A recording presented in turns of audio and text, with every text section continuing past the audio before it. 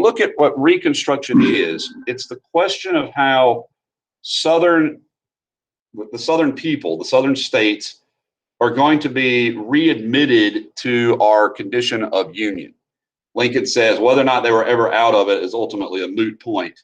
How do they reincorporate? How do we bring them back? What kind of governments are they going to have?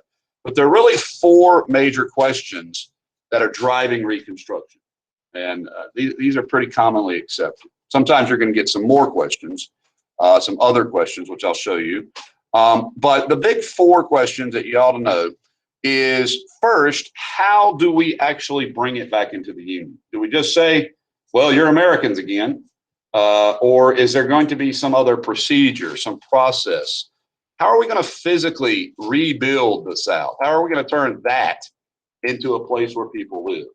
How are we going to physically rebuild the South? Number three, what will be the fate of the freedmen? In other words, now that you have millions and millions of African Americans who are no longer slaves, well, what's their future going to look like? Okay, what's their life going to be like? So this is a huge question as well. And then lastly, who should run Reconstruction? Should it be an executive branch decision?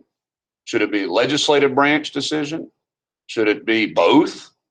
Should the military be involved? Should we create new governmental agencies? So how would this be sort of led? Who would be in charge of deciding how these southern states would become part of the Union again? Okay. There are other questions, but you definitely should know these four. And so let's take a look at some of these other questions now. I think I'll slide this up to here, and then we'll look at these individually. So again, how to bring the South into the Union, to like literally reconstruct the nation, how to physically reconstruct the South, what would be the fate of the freedmen, former slaves, and black folks in general, and who is in charge? Now, there are several other major questions. The first is, what about Southern leaders? So here you see Jefferson Davis, who was in prison. Jeff Davis was caught and arrested, but very quickly it became clear that no Southern jury would ever convict Jefferson Davis or Robert E. Lee or any of these people for crimes, really. And so under Lincoln's kind of goal, although he is dead now, but his wishes, these men will be allowed to return to their homes. You understand? So Lee can't return to his home. And the reason for Lee's inability to return to his home is this is what his home looks like now. So I'll show you his home with his plantation where it was. So if you're in Northern Virginia and you're around, the part of the Virginia that's by the Potomac River, you will have an opportunity to go to Arlington National Cemetery, right? Arlington National Cemetery. Well, that is Robert E. Lee's house. That's Arlington House. So the Union built the National Cemetery of the Civil War in his yard. And obviously Robert E. Lee would not be able to move back home because of that. And so instead, he looked around for work that he felt was more in his interest. And he was offered the presidency of a small college in Lexington, Virginia. And today it's a full-scale university, but he would become president of this university. But back when it was a college, it was called Washington College. And now, this is probably a big picture. It's a lovely campus. It's right down the road from VMI, which is where Stonewall Jackson will be buried.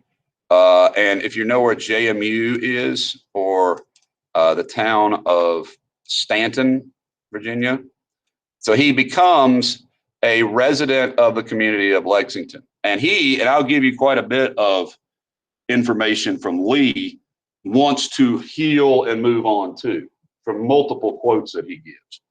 All right. By the way, this is a great quote that you can expect will probably be on your unit test. Couple things to notice here. First of all, the author. His name is Karl Schurz, right? He is the German 48er your book mentions. He is a very famous Republican leader. And this Republican has gone to the South after the war. And he says there's no danger currently of another insurrection. So he's saying there should be no thought of civil war round two.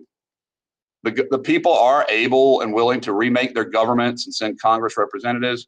But as to the moral value, we should not be silly. We should not indulge in being deluded. There is among the Southern people an utter absence of national feeling.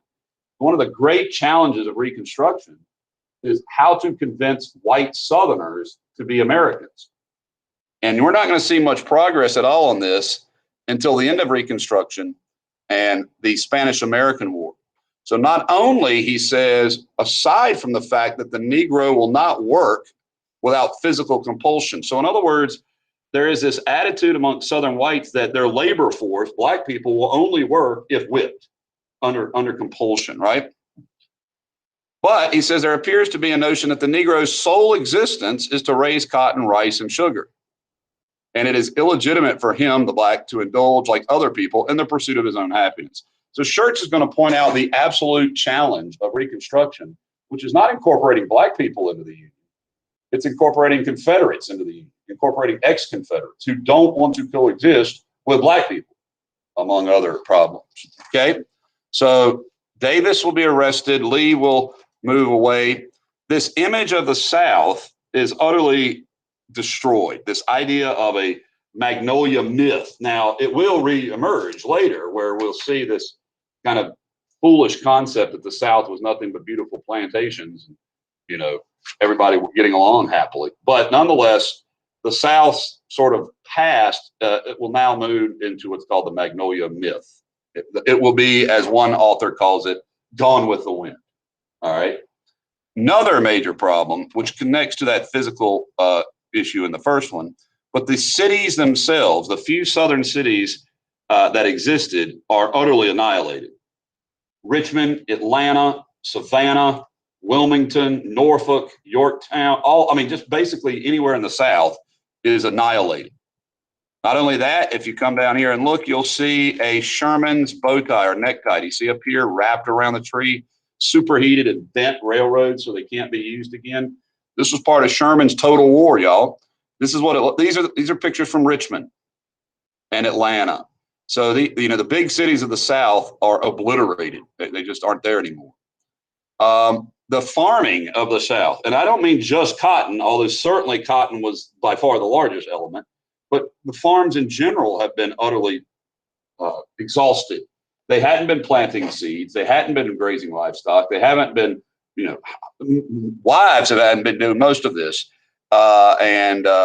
Really, really difficult to even get food. One of the questions, though, that is never dealt with successfully in the decades following the Civil War, in the South at least, is, was it not worth the effort? Was it a wrong idea?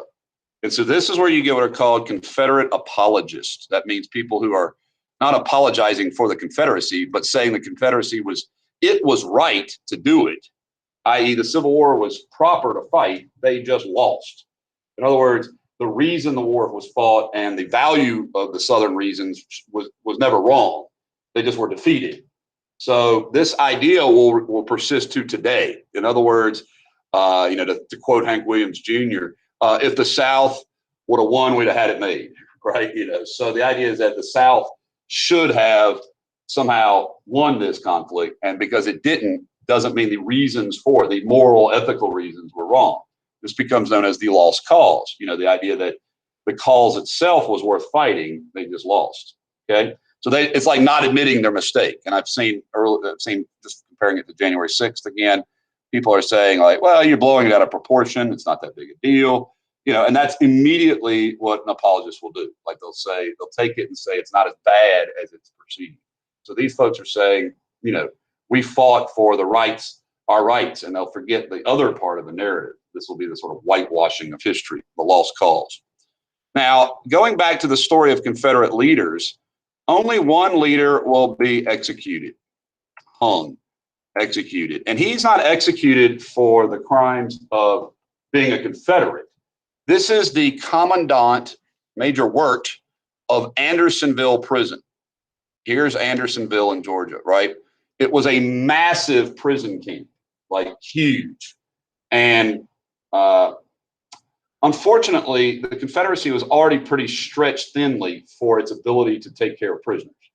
Danville was a prisoner of war camp. We had 5 prisoner of war, in essence, jails in the tobacco district. So if you're downtown on Craighead Street or by the crossing, one of the there's still one of the buildings with a sign on it, and it says Confederate Prison, number 5. There were these prisons here in Danville. This prison, though, was so terrible that hundreds of Union soldiers starved to death. And so what you see there is an actual survivor of Andersonville in that center picture. So, imagine the worst Holocaust concentration camp conditions in terms of outcomes. And so he would be executed, worked at Andersonville. Okay. We've talked about the physical destruction of the South. So make sure you have these 6 issues, and the idea that just because the war has ended doesn't mean the mentality and the average Southerner has changed. You understand? Now, I will say this: Robert E. Lee is one of the most vocal leaders to support change. So that's interesting. Not to say he was made a mistake or not, but he will say that. Well, I'll show you later. All right. So nonetheless, what about the freedmen? What about the African Americans? And there are a lot of questions relevant to them, because you're talking about millions of people who are historically utterly illiterate, no education to speak of, no experience outside of the plantation or outside of their where they've been kept as property. And so the first action, the book talks about this, as soon as they were emancipated, although the book talks about emancipation is kind of interesting, because what happened frequently is, as the army came through, you were free. But if you didn't leave and follow the army, then you were re-enslaved. And then if the army came through another time, you were free. And so the point of it is, it says here, one slave estimated he celebrated freedom about 12 times. So I would like to give you now, since we haven't talked about it yet, when does slavery formally kind of end in America? And it's become now a holiday of recognition. And so I want y'all to know that. And so today, it's not a national holiday, but it is initially called Freedom Day. And it's the day when slavery ended in America. So I just want to show it to you. The last slaves to be liberated were in Texas. On June the 19th. I don't know why I did it that way. June the 19th, 1865, the end of the war. So if you're thinking about when the Civil War ended, you can recall, for example, it was in April, right? But this historic event is when the last slaves were liberated in Texas. And so it becomes known as the holiday Juneteenth, for June the 19th. And so if you hear someone talking about Juneteenth, June 19th, that's this historic event when the last slaves were liberated. Okay, so going back to what then happened to these freedmen, what then happened to these folks. So initially, they would go looking for their family. Like, keep in mind, these are families that were separated from their mothers and children.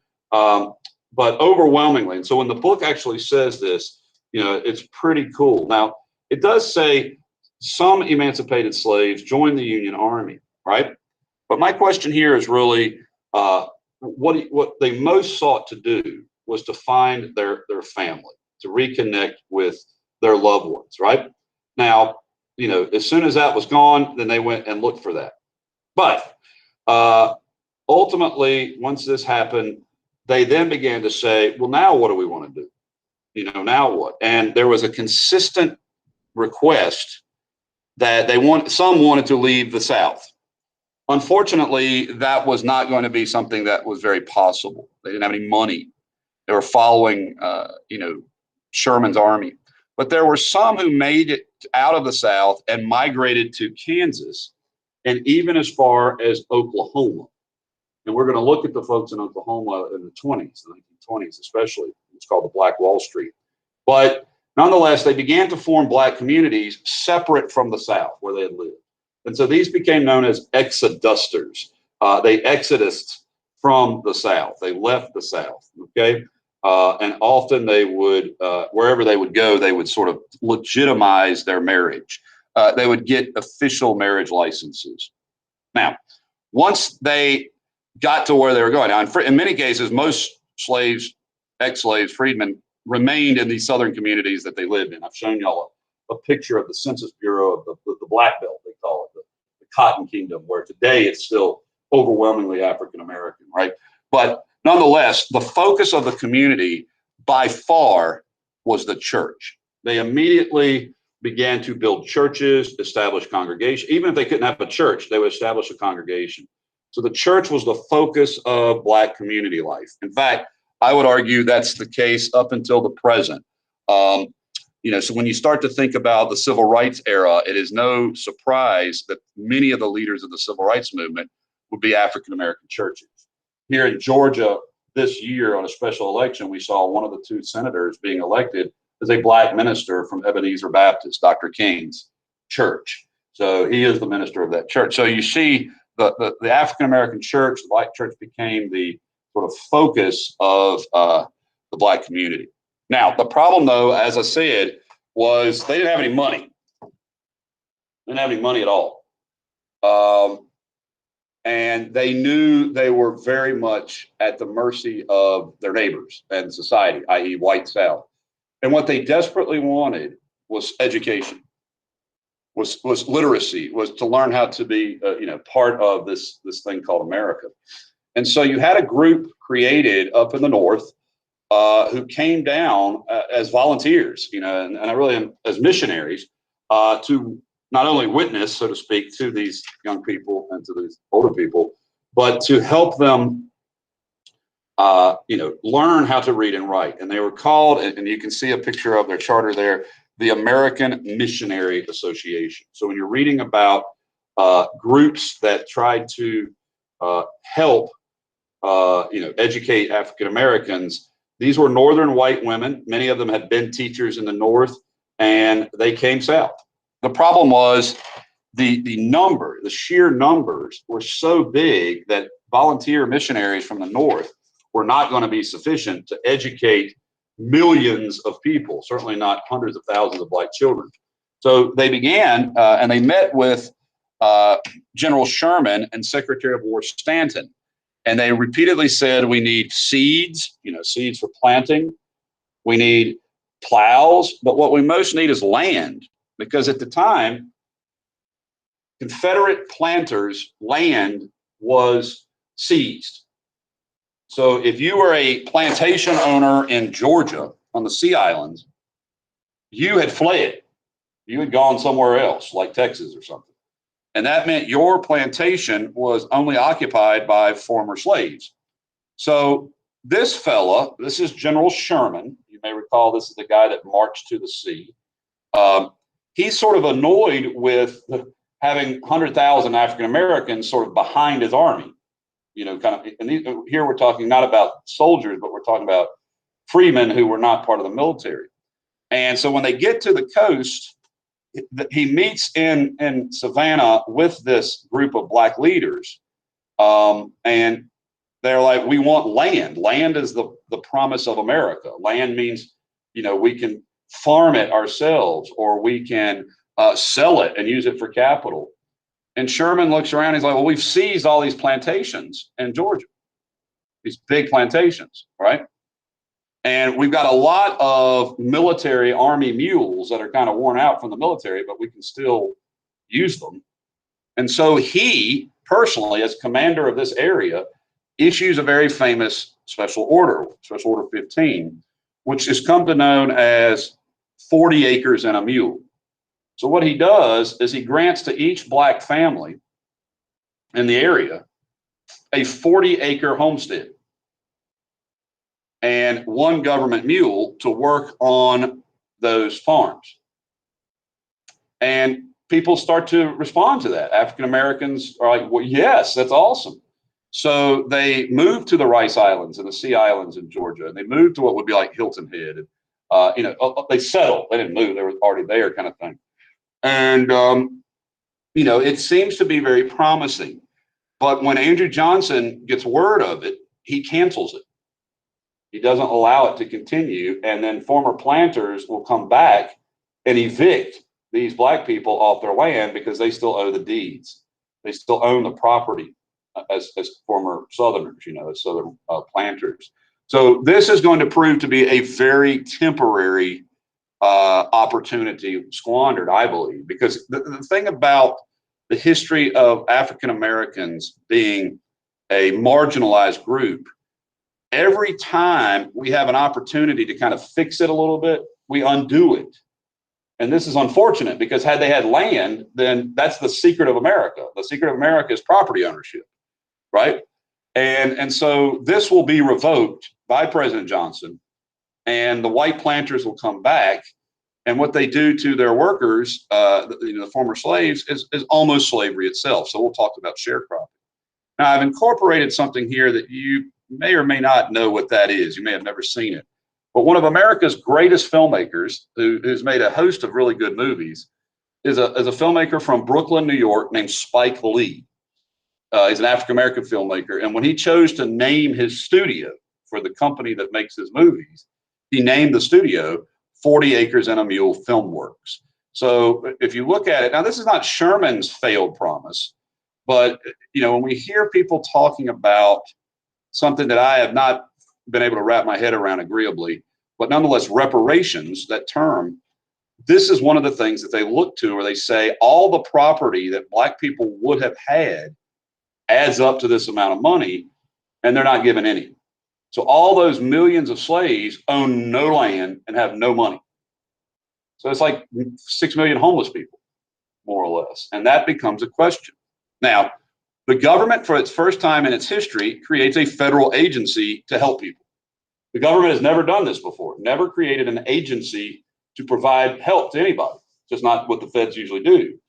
But because the fate of the freedmen is so difficult, the federal government, under the Republicans in Congress, passed a law which Andrew Johnson will veto, and they will override. Okay, they will override the veto and create something called the Freedmen's Bureau.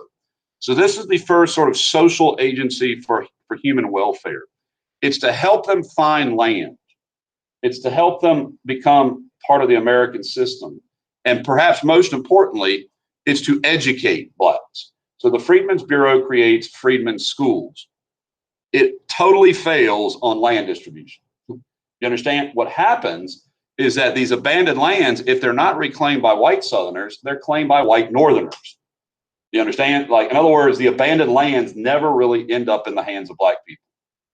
The fellow who administers the whole program is clearly compassionate about the fate of the freedmen. His name is General Howard. And General Howard is so supportive of education for African Americans, there will be a university in Washington, D.C. named after him, Howard University, which is sometimes called the Black Harvard. All right. And so the Freedmen's Bureau is depicted here very, very ugly as a carpetbagging group. So what happens is Northerners, and particularly soldiers, will get jobs in the Freedmen's Bureau.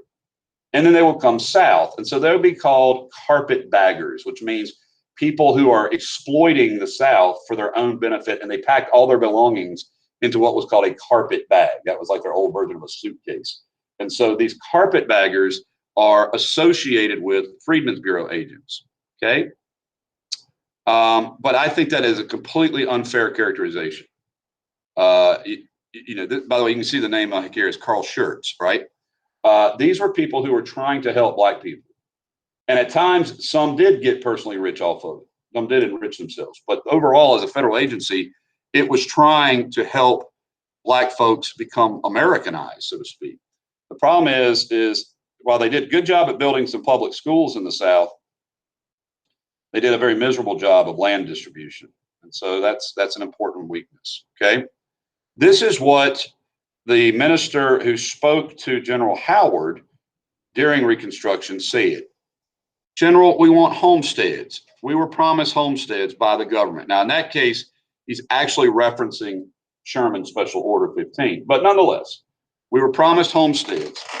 If it does not carry out the promises its agents made to us, if the government, having concluded to befriend its late enemies, that's the Confederates, right, and to neglect to observe the principles of faith between itself and us, its allies, and the war you said was over, now takes away from the right to the soil they stand upon, save as such as they can get by again, working for your late and their all-time enemies. What a great line, right?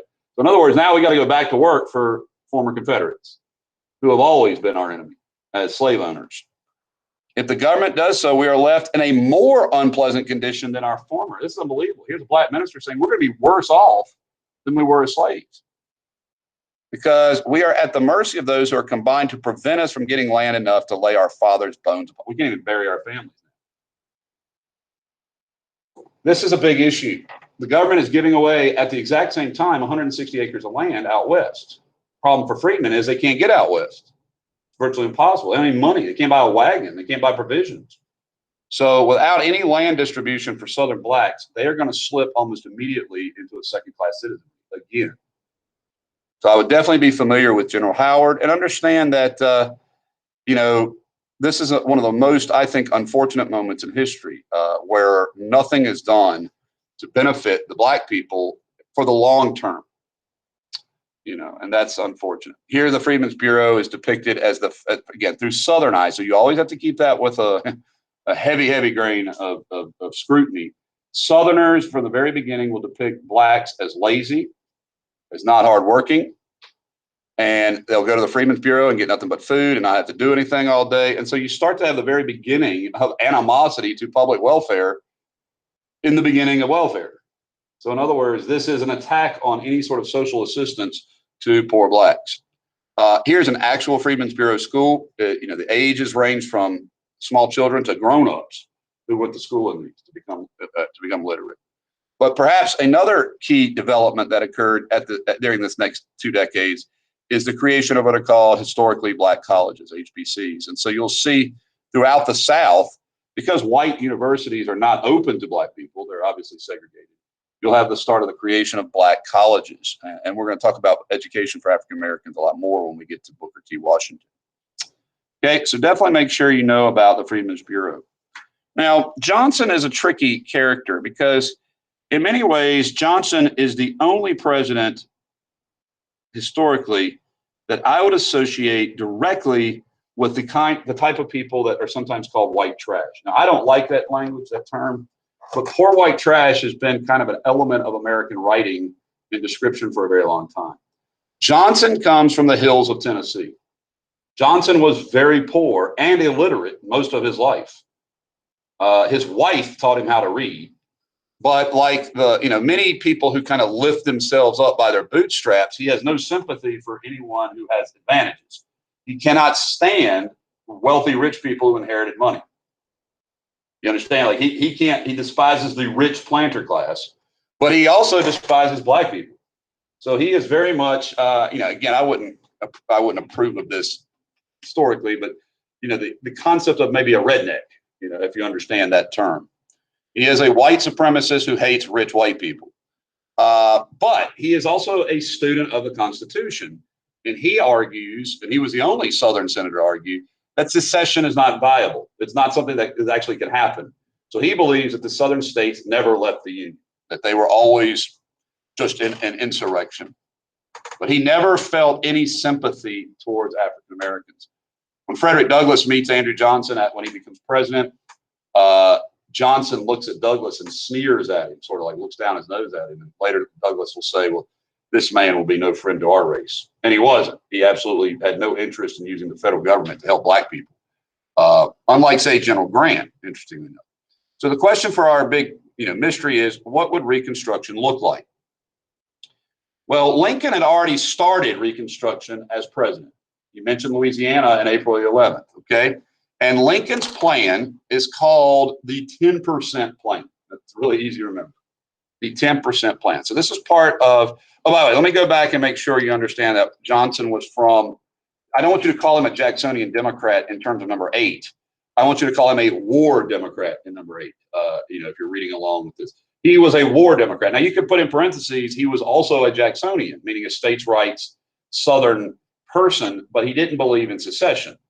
So it's why he was on the ticket. He represented the Democrats who supported the war effort. Stephen Douglas would have been on this had he not died, I think, interestingly enough. But nonetheless, these are the pro-fight, Democrats. And that's why he's put on this Union Party. But Johnson is stubborn. He is not particularly, he had none of the grace and humor that Abraham Lincoln did. Both Lincoln and Johnson were our two poorest presidents, Johnson and Lincoln. But while Lincoln had used his rise to success as a way to be humble in many ways personally, Johnson was very angry. Okay. Johnson had thought to have been drunk at the inaugural address. People thought he was drunk. He wasn't. He had taken some alcohol medicine that made him sleepy, and it kind of messed him up a little bit, but he wasn't drunk. But Johnson was seen as, well, here's the other obvious answer to what the problem is. It's very reminiscent to me of what happened with John Tyler, and that is Johnson is absolutely not a Republican. And there's nothing Republican about Andrew Johnson. And now he has an overwhelmingly majority Republican Congress, and he's filling the shoes of a Republican president. So just like John Tyler, this is going to create real problems. In fact, this will be your first president to be impeached, as a result of his points of view. Okay, so let's take a look at what was going on. So Lincoln had drafted a proclamation all the way back after Gettysburg, after Vicksburg, of Reconstruction, amnesty and Reconstruction. So just the word amnesty tells you that he was not looking to penalize the Southerners. And what he said was that if 10% of the voting populace of 1860 swore an oath of allegiance, and Confederates refused Confederates would not be disloyal anymore, they would be back in the Union. It wasn't hard to find 10%. You understand? And so this is what Louisiana did. Louisiana had already done this. Now, notice this is an executive order. Congress didn't write this. This is just President Lincoln saying, if I can get 10% of the population who voted to swear a loyalty oath, I'll pardon everybody but the generals, So he does in some states, in Louisiana. So that was already in effect. And so you had, by 64, 3 territories that the Union now occupied. And so that's Louisiana, Tennessee, and Arkansas. Now, of course, these governments were completely backed by the Army. You understand what I mean by backed by the Army? They had like armed guards standing around, kind of like the Capitol did. If it weren't for the Union military, these folks would not have been governments. But nonetheless, these were enough of these 3 states, 10%, to make them, quote, loyal to the federal government and to the United States. Well, that is going to run afoul of these guys. These guys are 2 of the radicals in Congress, and they're called radical Republicans. Senator Wade is the one over the whole committee on the war. Congressman Davis and he co-write a bill, so you need to know the name. A lot of times bills are named for their sponsor and not any other name, a law. And so it's called the Wade-Davis bill after these 2 fellows. And it upped the percentage requirement to 50%, including an ironclad oath, meaning if you voluntarily served in the Confederacy and not drafted or whatever, then you were not considered a loyal American. You were not an American by their determination. They had to redraw their constitutional convention. All right, had to do another constitutional convention, which in that constitution, it had to outlaw slavery, which of course 13th Amendment did too, but it also had to put in it safeguards for Black people. In other words, this would be much more strict, stringent, right, tough law on Southern states to make sure they come back into the Union. All right. And so that ironclad oath, and both of these are based on the leaders of two other Republicans. Charles Sumner, remember him? Remember what had happened to Charles Sumner? This is the guy that got his head caved in before the Civil War. The Sumner-Brooks debate, you remember that? When Preston Brooks walked into the floor of the Senate and beat this guy's skull in. He's finally recovered from his head trauma, and now he's in charge, one of the guys in charge of Reconstruction. And he views the states as having committed suicide, right? When they went into rebellion, their state governments ceased to exist. So they have to create all new governments. The radical leader, Thaddeus Stevens, believes that they are conquered provinces which are completely at the mercy of the federal government. So the Congress can do whatever it wants, basically, over these southern states. That's Stevens and Sumner's argument. Well, Lincoln ain't having that. You know, Lincoln's like, you guys aren't going to send me the super punishment version of Reconstruction. But Lincoln doesn't want to directly veto a bill from his own party leaders, right? So Lincoln pulls off one of those great constitutional tricks that you'll hear every once in a blue moon. So the year is 1864. Congress is about to adjourn. That means like go home. And they send this bill, the Wade Davis bill, to Abraham Lincoln as one of their last actions. Got it? And then they gavel the session closed. Expectation is Lincoln will, sign the bill into law, right? And then they go home. And then Lincoln takes the bill and puts it in a drawer in his desk. And he doesn't sign it. And the bill goes away. That is called the pocket veto. Normally, a president has to sign his name into law or sign his name to veto. But if Congress adjourns and a bill isn't signed within 10 workdays of Congress adjourning, the bill expires. And Lincoln knew this. So rather than make the overt act of vetoing the Wade Davis bill, which would be like going to war on his own party kind of thing, he just let it die.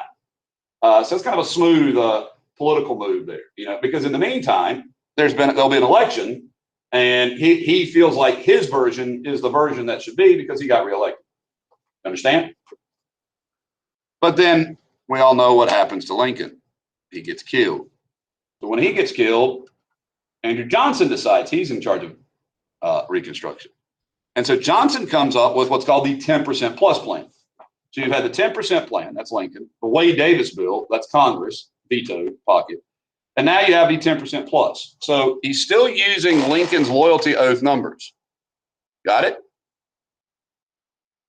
But if you are a Confederate officer, a commander, Jefferson Davis, Robert E. Lee, or you owned $20,000 or more in property, you had to sort of come and kiss the ring of Andrew Johnson.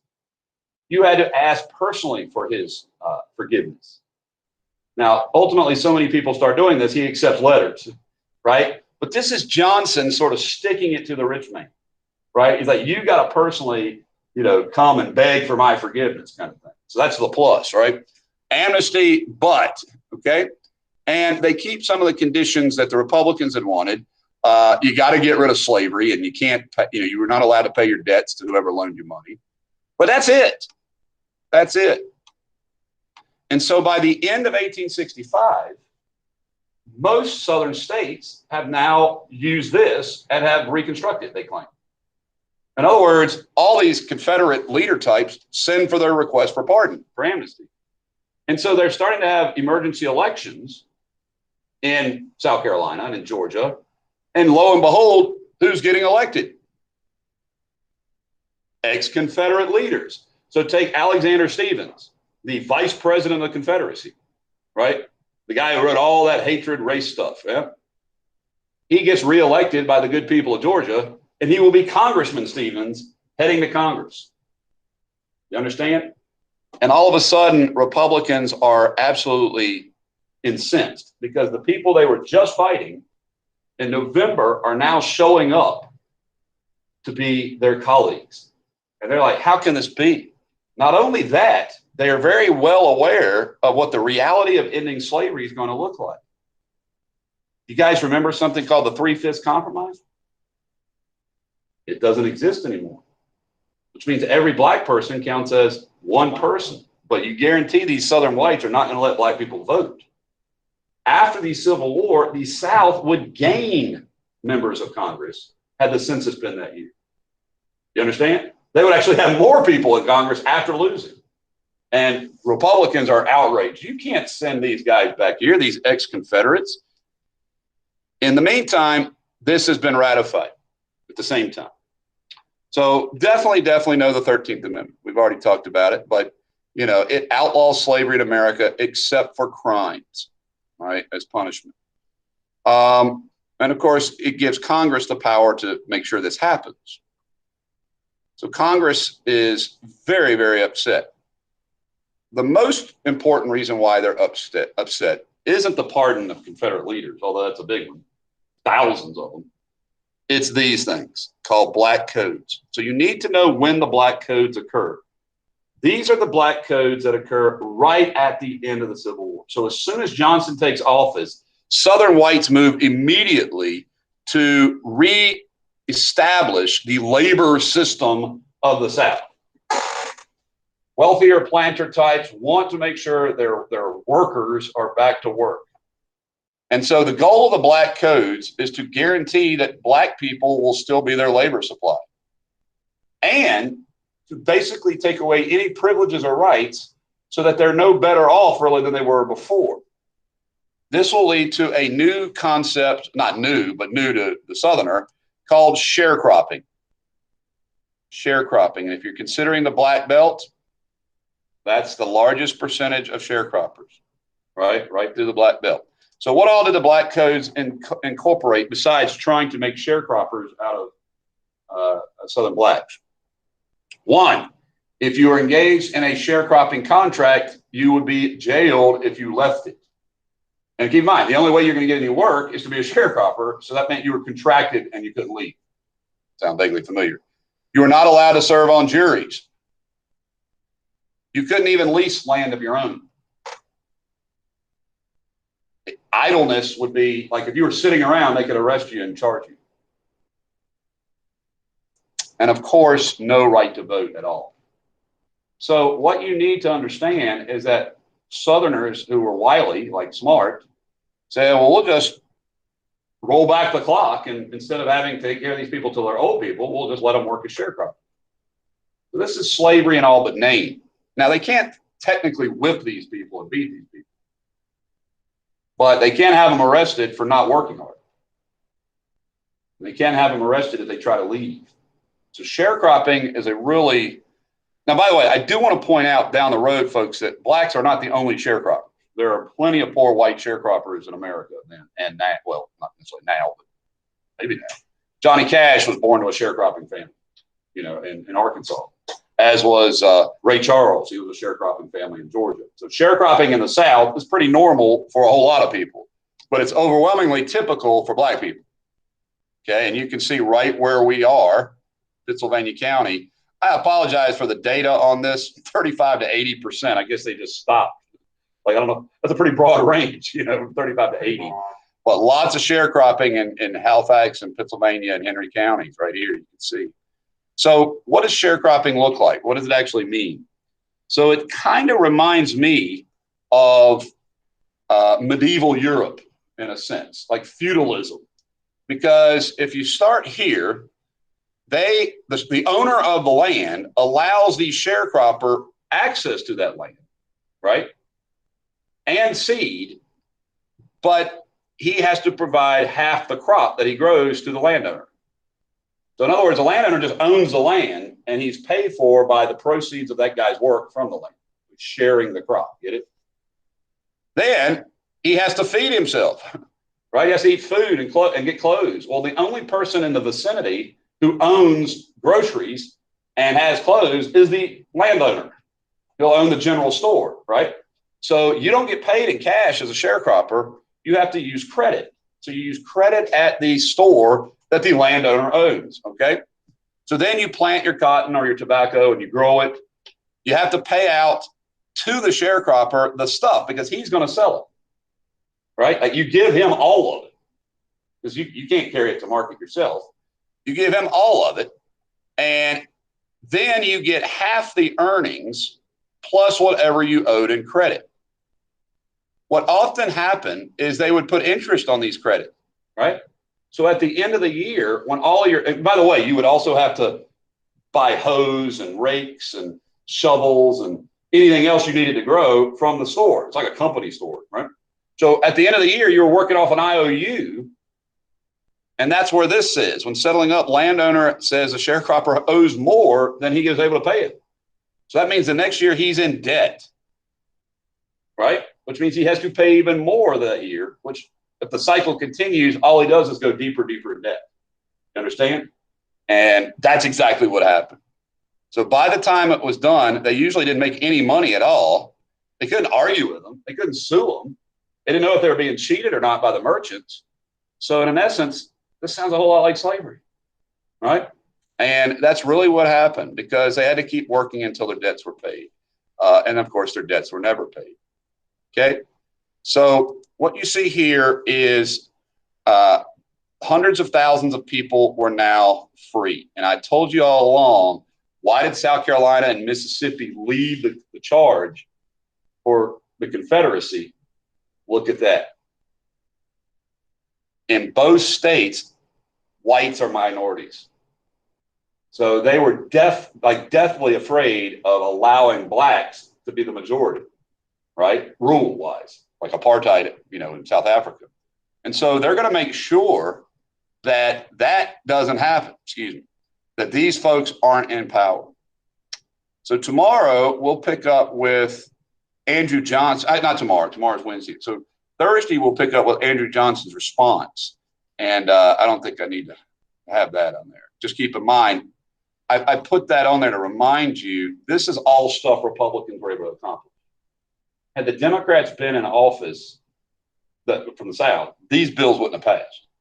Most of these bills would never have made it out of committee. So the Dems, are coming back into power. So the Republicans are very, very alarmed. Like all of a sudden their world is going to stop, and it seems like we just lost 600,000 Americans for what? So we'll stop with that for the presentation. And if you have questions or anything you need clarity on now,